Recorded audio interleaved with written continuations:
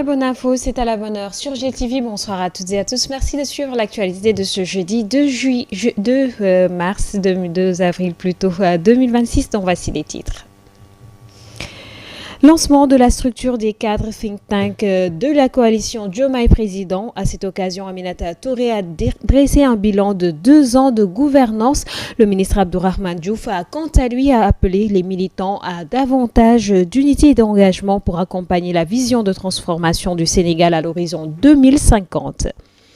Grève des transporteurs routiers, le mouvement reconduit pour 72 heures supplémentaires. Les syndicats dénoncent l'absence d'accord avec le gouvernement et menacent de poursuivre le bras de fer jusqu'à satisfaction de leurs revendications.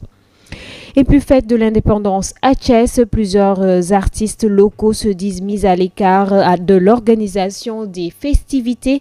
Ils dénoncent un manque de considération dans une ville pourtant reconnue pour sa vitalité culturelle. Leurs propos dans ce journal. Et puis à l'international, enfin, la tension reste vive au Moyen-Orient. L'Iran promet des attaques écrasantes après les menaces formulées par Donald Trump. Les détails, ce sera dans un court instant.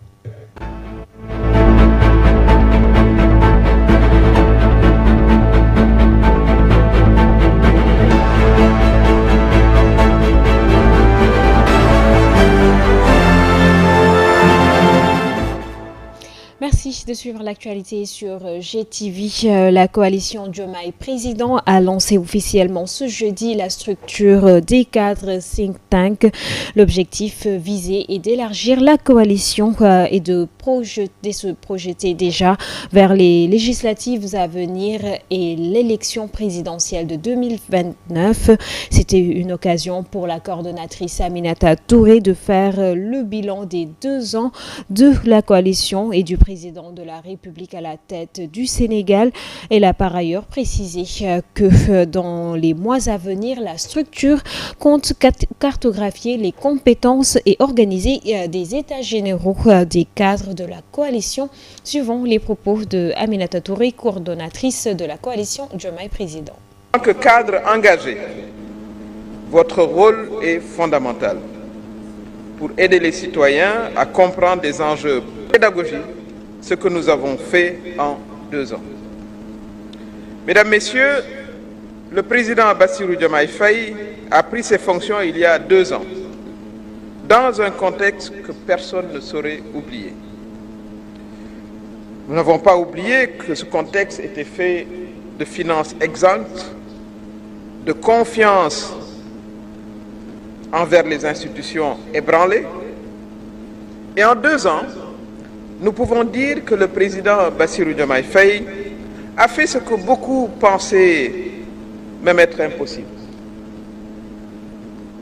Il a d'abord redressé l'État sans brutalité, et j'insiste sur le mot sans brutalité. Il est engagé dans une opération de réconciliation des Sénégalais avec leurs institutions. Il a reconquis notre souveraineté diplomatique avec de beaux succès à la clé.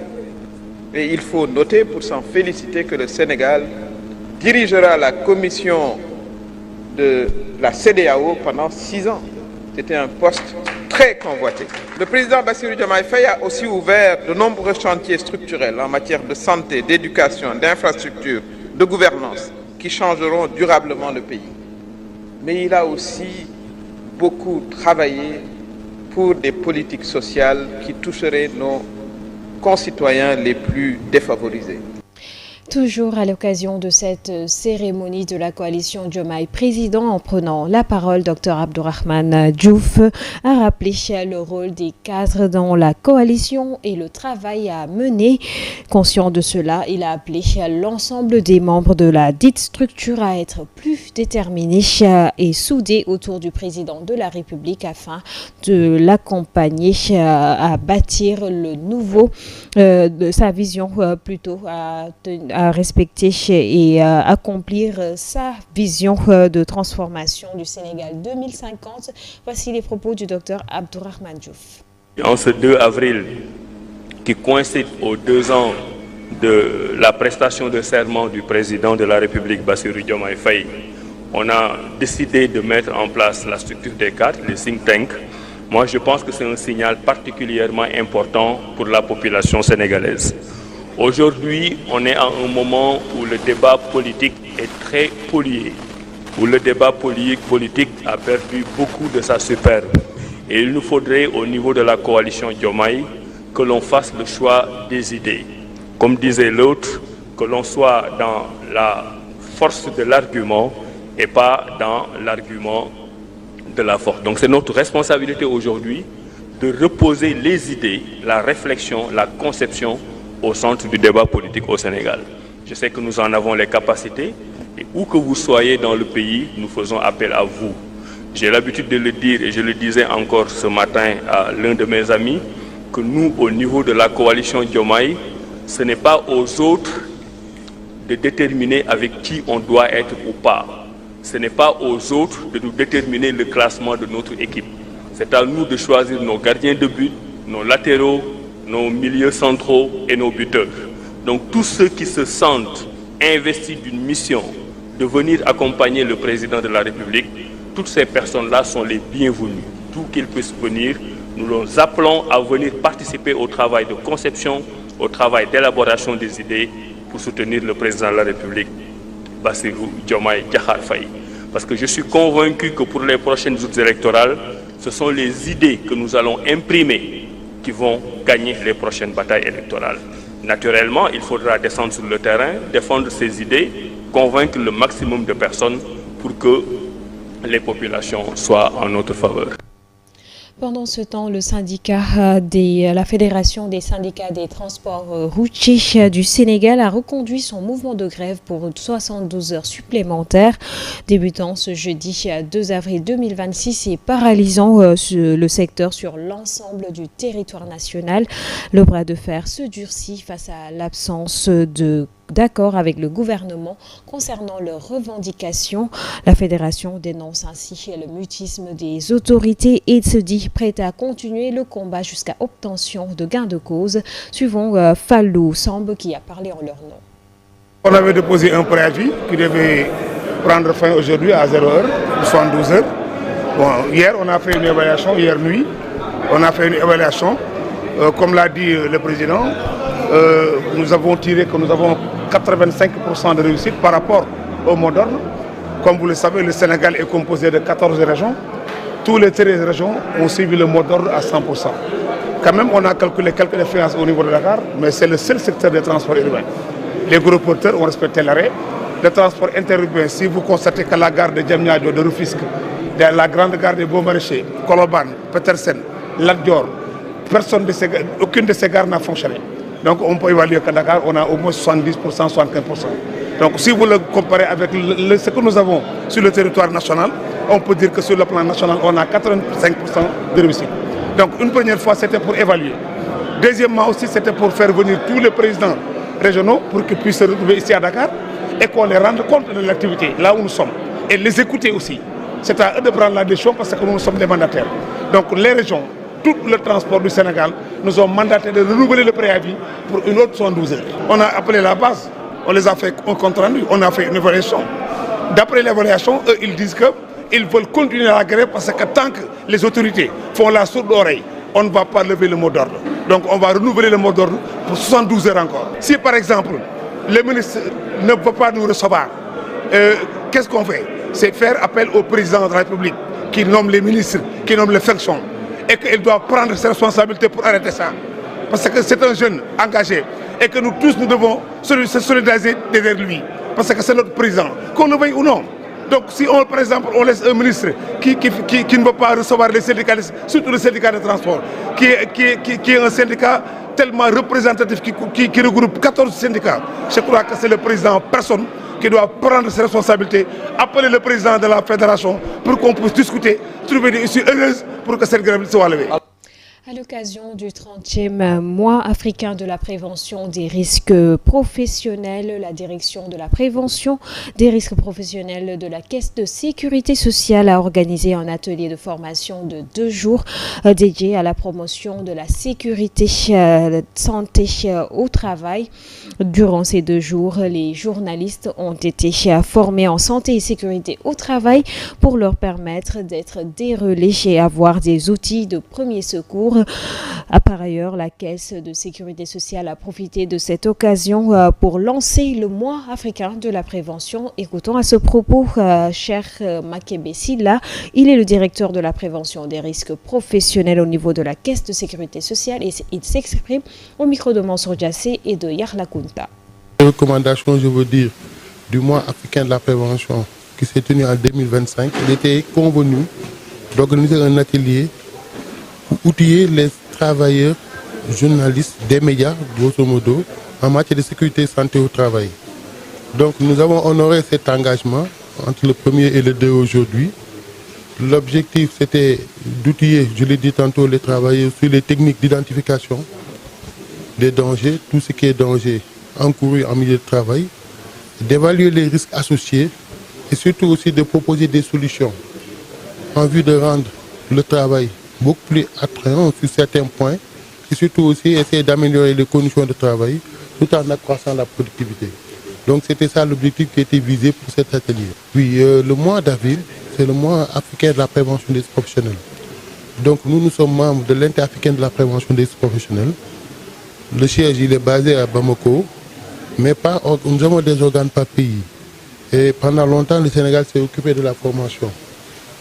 Ce qui faisait que tous les ressortissants de ces pays-là venaient au Sénégal et sous l'égide de l'ESP, on les formait sur les techniques de sécurité et santé au travail et plus particulièrement sur la sécurité et santé au travail concernant les contrôleurs de prévention de ces institutions de prévoyance sociale. L'inter-africaine de la prévention des risques professionnels, qui est l'organe fêtière, a eu à annoncer un thème sur lequel nous allons tous travailler. Et ce thème, c'est 30 ans, parce que ça fait 30 ans que l'inter-africaine de la prévention des risques professionnels existe. Le siège, je le rappelle, il est basé à Bamako, mais par pays aussi, on dégage une thématique qui nous permet de nous retrouver. Et ensuite, il y aura un nouveau recoupement au niveau sous-régional qui va nous permettre de verser les travaux qu'on a eu à recueillir par pays. Parlons à présent de la fête de l'indépendance du Sénégal qui sera célébrée ce 4 avril à Thiès, capitale du rail, choisie cette année pour la célébration de cette fête, un événement historique dans cette ville culturelle. Mais plusieurs festivités seraient prévues sans l'implication des grands artistes thiessois, selon l'artiste Massané, ce qu'elle considère comme un manque de considération et qu'elle dénonce. Elle s'est exprimée au micro d'Aïssatou Ba et de Boubacar Diagne. Artistes yi nga xamantene vraiment bu ñu waxee ñi représenter Thiès ñu gën leen a reconnaître ci sur le plan national et international. En toute sincérité, les vrais artistes de la ville de Thiès, les artistes qui représentent la ville, n'ont pas été impliqués dans l'organisation, dans les cérémonies et les concerts. La mairie et monsieur le maire n'ont pas pris les responsabilités de les impliquer. Même sur d'autres points, c'est-à-dire les autres arts, comme par exemple l'art plastique. Parce que moi, par exemple, je ne peux pas comprendre que l'on puisse organiser ici à Thiès une fête d'indépendance sans impliquer la manufacture des arts décoratifs, sans impliquer le directeur. Ce que l'on peut dire donc, c'est qu'ils ont organisé une fête de l'indépendance sans les compétences locales de la ville de Thiès. Parce que même si vous écoutez mon intervention lors de la conférence de presse des autres artistes, j'ai fait un plaidoyer pour les artistes thiessois. Parce que moi, je n'étais pas censée d'être présente à cette conférence de presse. J'étais venue voir monsieur le maire pour lui présenter mon intention de participer et de faire quelque chose pour la fête. Mais quand je suis sortie de son bureau, je n'étais pas du tout content. Mais après lui-même, il m'a proposé d'assister et de prendre la parole pour cette conférence de presse parce qu'il y avait mon frère Wally Seck. J'avais juste besoin d'éclaircir sur ce point pour ceux qui n'ont pas compris. Nous les artistes thiessois, nous ne sommes pas contents parce que nous sommes écartés de l'organisation de cette fête de l'indépendance. Toujours à propos de cette célébration de la fête de l'indépendance du Sénégal, l'organisation à Thiès apparaît comme un puissant levier de stimulation directe du tissu économique local. Les petites et moyennes entreprises ainsi que les petits commerces semblent bien en profiter. En tout cas, c'est ce qui ressort dans ce reportage de Ndéla Ndiaye et de Boubacar Diagne. Bonne chose, et ça a permis le retour de beaucoup de Thiessois qui étaient à l'étranger. Cette décentralisation Ici à Thiès, tout est bien, tout est fin prêt et vous le voyez vous-même, tout est beau, tout est bien nickel, tout est préparé. Et Thiès est prêt à accueillir la fête du 4 avril. Nous sommes très fiers et très contents. Thiès est là et propre, prêt à accueillir la fête, comme vous le voyez. Cela explique que Dakar seulement n'est pas le Sénégal, d'autres villes aussi. Si à Thiès, vous le voyez, le maire a fait beaucoup de travaux pour embellir la ville. Si le président de la République et son gouvernement doivent se déplacer pour venir ici à Thiès, c'est une très bonne chose. Donc la décentralisation de la fête de 4 avril, c'est une chose qui est très bien accueillie par les Thiessois et c'est une chose aussi qu'il faut continuer et aller dans d'autres villes l'année prochaine. Donc c'est bon pour la ville de Thiès.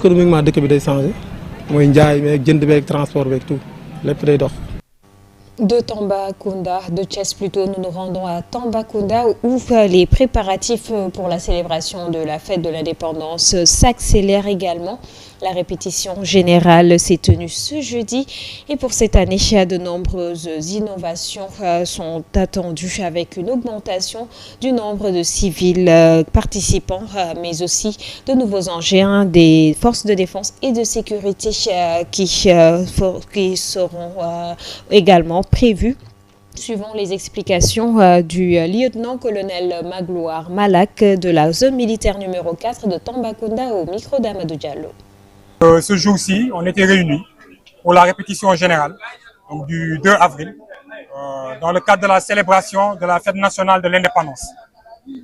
Donc, cette célébration a vu la participation d'un ensemble d'établissements, d'unités militaires et paramilitaires et de nombreuses associations et de structures publiques et parapubliques de Tambacounda. Donc, au total, nous avons eu plus de 1950 participants, ce qui est un bond en avant par rapport à l'effectif de l'année dernière, et notamment pour ce qui est également des moyens automobiles engins blindés. Je ne donnerai pas les chiffres précis, mais nous tournons environ à plus de 150 véhicules. Voilà, donc c'est un gros défilé et on appelle vraiment à une participation massive des populations de la région de Tambacounda pour cette fête qui est un moment de communion, un moment de symbiose, un moment de partage avec l'ensemble des forces et des unités qui ont participé à cette répétition. Et Inch'Allah, le 4 avril, très tôt le matin, à compter de 8 heures, voilà, le défilé devrait démarrer. Et pour cet après-midi, il y a beaucoup de festivités. On prévoit un match de foot aujourd'hui entre les forces de défense et de sécurité et les personnels de l'administration. Voilà, le 3, comme ça se fait à l'accoutumée dans toutes les capitales régionales, il y aura une retraite au flambeau à laquelle vous êtes également conviés. En prélude du chant du 17 avril 2026 commémorant le 80e anniversaire de la rencontre de Serigne Saliou Mbacké et de Serigne Béthio Thioune, un comité local de développement s'est tenu sous la présidence du sous-préfet de Sindia, du sous-préfet de l'arrondissement de Sindia. Oui, il s'appelle El Hadj Djibi Bokoum. Tous les aspects liés à l'organisation de la cérémonie du 17 avril ont été examinés, notamment l'expression des besoins et les dispositions pratiques. L'État du Sénégal, à travers ses représentants, s'est engagé, comme à son habitude, à mobiliser les moyens financiers, humains et logistiques nécessaires, suivant les propos du sous-préfet El Hadj Djibi Bokoum. L'autre question que de parler des aspects sécuritaires, de comment faire en sorte pour qu'il n'y ait pas de délestage ou de coupure intempestive, de l'approvisionnement en eau, de la disponibilité des médicaments, de la disponibilité des agents de santé. Bref, de faire tout simplement en sorte que les services de l'État puissent apporter leur concours pour une bonne organisation et une excellente réussite de la manifestation. J'en profite pour me désoler et regretter que les chefs de service se soient déplacés ce matin pour venir assister à une réunion pareille et que celle-ci ne se soit pas tenue indépendamment de notre volonté. Vous avez dû fermer vos bureaux ce matin, mais c'était pour une bonne cause. En définitive, tous les engagements qui ont été pris, comme ça a été le cas l'année dernière et les années précédentes, et à travers les différentes manifestations qui se tiennent sur toute l'étendue de l'arrondissement et au-delà, soyez rassurés que toutes les énergies, toutes les forces seront concentrées pour que ces engagements-là soient une réalité.